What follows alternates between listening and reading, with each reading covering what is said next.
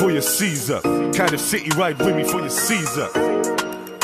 For your Caesar, Cardiff City get litty for your Caesar. She want a diff boy, swagger 1 point, yeah, diff boy. She want a diff boy, swagger 1 point, yeah, diff boy. For your Caesar, grab a little something for your Caesar. We the geezers, swagger stone cold like freezers. She want a diff boy, she want Starvz, not Fitzroy.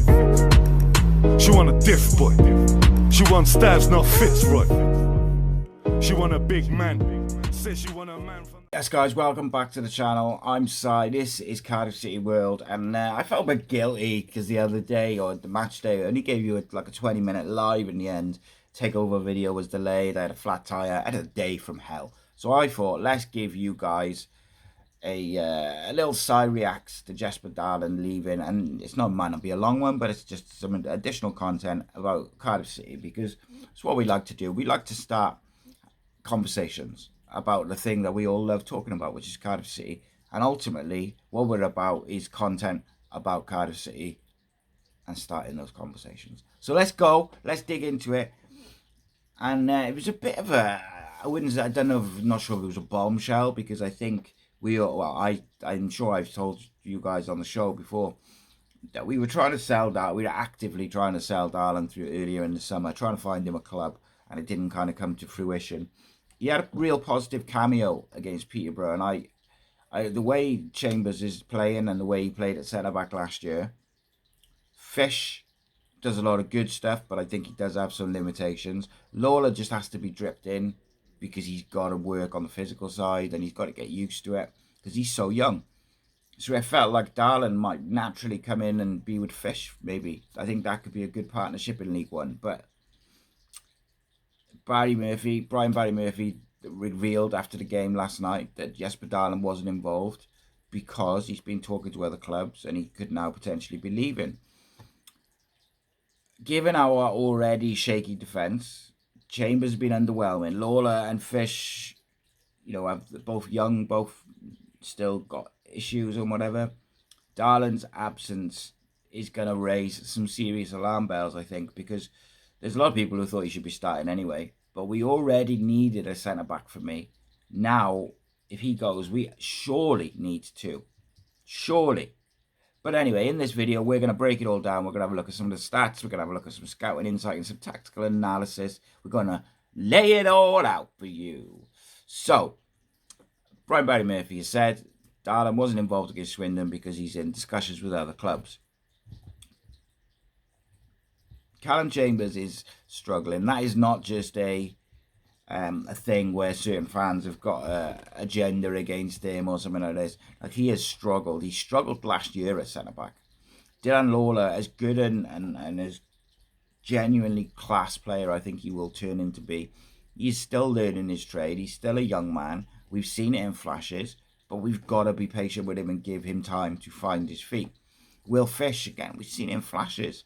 We see the physicality. We see those long diagonals. He does a lot of good stuff, but he does switch off. If Darland goes, we're not going to be patching a little hole in the defence. Like, we're ripping out a chunk of an already shaky 4 centre-backs. In terms of the squad, if one departure... Right. Maybe if the money for selling Darland enables us to sign a couple of centre-backs and stuff like that, I don't really understand it, but maybe that's the thinking. Then maybe it's worth it. But this mini rebuild, or this rebuild and reset under Brian Barry Murphy hasn't started. We finished bottom of the championship and we have signed a goalkeeper on loan. That's it. And we've lost, 12 players out of that squad. It's a problem. Right, Jesper Daland, last season. What do the numbers say about Jesper? Because for me, I thought he came into the side, looked real good. On the ball, defensively, got injured. When he came back from injury, he seemed to really struggle with the physicality and the intensity of the championship. And he had some issues, technical issues, with the way he was defending. Let's see what the numbers are saying. 24-25 championship season. Darlin clocked I think it's 15, 90 minutes, roughly about 16 full matches in terms of minutes to matches. Across those, he completed 576 passes from 554 attempts, other way around, at an 84% pass accuracy. Defensively, 12 tackles, 7 won. 9 defensive third actions, 7 blocks in that time, and he faced 1 error that led directly to a goal. This paints a picture of a defender who's quite comfortable with the ball, quite active in the defensive third, but, you know, not world class by any means, but he's solid, like ball playing centre back. The fact is, though, he did struggle to adapt physically. And when he returned from injury, he found that intensity a big challenge. But I still think, even against Peterborough, there was a real promising cameo from him. And a lot of fans have wanted him to be starting. I understand it. Like Dylan, we've got to bring in and out. I think Fish is good, I do. I think you need to find the right partner for him, and I think he'll be fine. A lot of fans think Darlin and Fish is the way to go. So for them then now to potentially selling Darlin is an issue. This episode of Cardiff City World is brought to you by Coral, the proud sponsor of the TalkSport Fan Network, here for all kinds of fans. For the armchair experts, whether you're constantly negative, overly positive, or maybe even the instant over-the-top reaction social media guy or girl, for the football fashionistas still clinging to the legendary terrace fashion of yesteryear, or the best retro gear from Michael Thorne, the nostalgia merchants dreaming of the old lady Ninian Park, or still celebrating Campbell's goal in the Millennium Stadium, whatever kind of fan you are, with Coral's free-to-play reward shaker with a guaranteed daily reward or offer throughout the season. Simply shake your phone to win. Over 18s only. Maximum 1 reward or offer per player per day, 8 a.m. till 8 p.m. Reward restrictions and requirements and other T's and C's apply. For more information on safer gambling, visit gambleaware.org. How did the backline, or how has our backline done across the first 3 fixtures of the season? 2 in League 1 in the Carabao Cup. Well, we've had 1 win in the league, 1 draw, and obviously we had the win in the Cup. In those 2 league games, averaging obviously 2 points, 4 points in total. Goals averaged out is 1 per game and 1 per game against. So it's early days, but conceding only once in 3 games, or twice in 3 games, is tidy. But it's not comfort when you consider our centre-back depth. It's not comfortable thinking about losing Darlin that could potentially destabilise that squad, because, let's be honest, the way we defended against Swindon particularly, and Port Vale, against better strikers, Stockport come to mind, a few others, we will be punished. And then this start to the season looks very different. From a tactical point of view, let's picture it. Darlin, he offers reliable passing. His positioning is pretty good.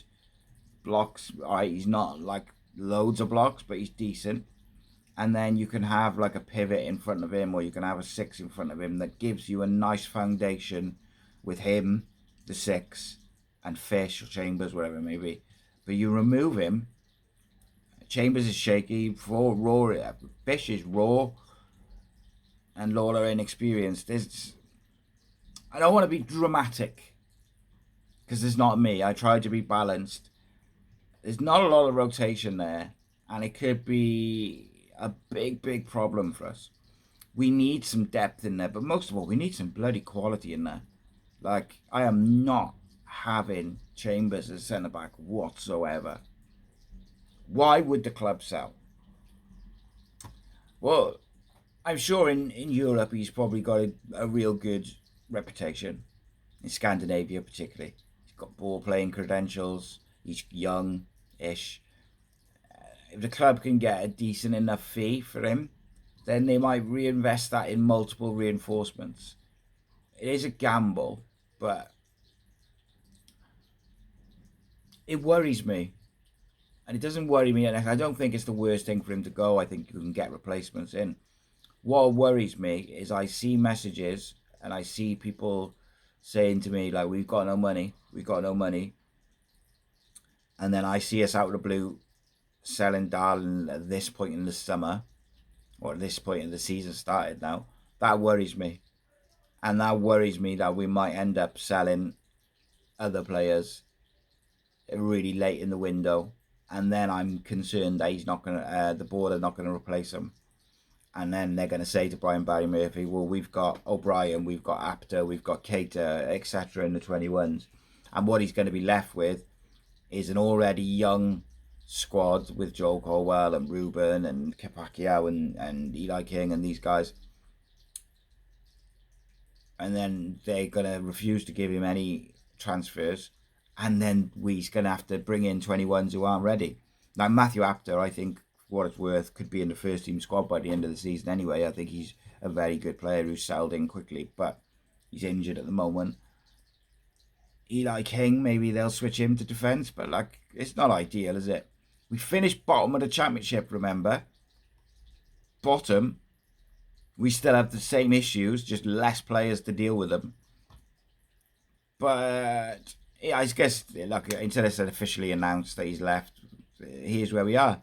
Darlin's in transfer talks, didn't feature against Swindon, an already shaky centre-back setup. Losing him would demand 2 signings, absolutely. The stats show that he's got reliability with his passing and defensively he's okay. Early season, our defence has looked up and down, bipolar in some ways. But we are, physically, we've had some issues. And I think he offers a bit of physicality because he's a big lad. Offloaded him might bring cash, maybe. For me, I really think it is a concern for me at the moment. And I'm not worried necessarily about losing Darland. I think, as I say, you can replace him. I'm worried that he won't be the only one. And I'm worried that they're not going to give him any money at all. And not only are they going to make him go in with the same, or what's left of the squad from last year, but they're going to even reduce it further. It's difficult to trust this board when they contradict themselves in their own meetings and statements. It's difficult to trust this board when they said they're going to back this manager and we've had one goalkeeper on loan. It's difficult to trust this board when they say communication is key and you hear absolutely sweet fuck all from them. It's not about Jesper Daland. It's about the overall backing of a manager who, by all accounts, in my opinion, has already shown his coaching credentials and improving certain people, improving the way we're playing in a short space of time. Let's give him players to make it even better. Let's give him the tools to do the job. Barry Murphy is the right man. But to be the right man, you've got to have the right tools. This board needs to step up. And they need to do it now because there's only 2.5 weeks left in the transfer window. Right. Keep the faith. Hopefully it's not the case. And maybe it's just my mind going into overdrive and had a few messages. The really people I really trust have told me that there's players coming in. Let's see. Barry Murphy is doing a good job at the moment under tremendous amount of pressure. I think you can see what he's trying to do, and I think you can see that we're doing quite well in certain aspects. That is all going to improve. It's going to get better. We need that cutting edge up front. We need more defensive solidity.